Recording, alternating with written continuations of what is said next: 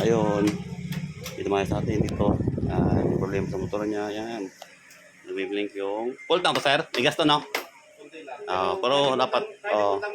kahit full tank, nagbiblink pa rin. And tapos yung signal light niya, wala. So bago itong switch. Yan.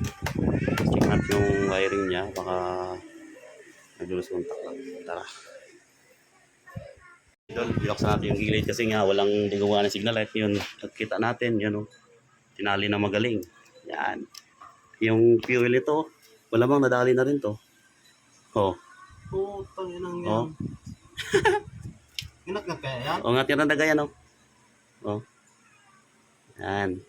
Kaya nagbi-blink na yung kanya.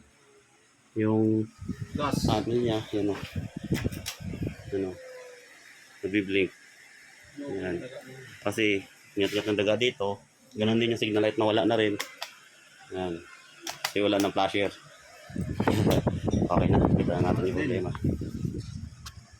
Yeah, wala. Yung pump niya, ubos na. Ito sa pump to eh. Saan papunta ya? Sa pump. Doon sa sense gauge. No? Ayos. Saan yung wiring niya? Yung mga idol yung kita natin yung problema. Kaya siya na biblink kahit pilaman. No? Putol. Dinali na mabait. Signal light saka yung sa fuel gauge yung kanya dinali niya. Tara, buhay natin.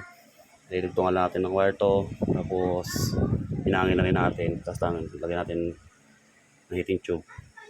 Maayos na. Tapos i-wiring na natin to. Baka maayos na yung wiring. Tara. Ano idol na ayos na natin ulit ng wiring sir. Yan. Bike natin. Para matry natin ulit yung okay na. Tara. Yan, salpak na natin yan. Tara, try ulit. Yan, susi. Isa. Yun, okay na, hindi na siya nag-blink. Okay na, hindi siya nag-blink. Tapos yung signal light niya, yan, may ilaw na dito. Hindi lang siya nag-blink gawa ng katanggal yung harap. Pero may ilaw na siya. Nanlay kanina na wala talaga ilaw, tapos may blink ng pulto. Ayos. Lupit talaga ng mabait.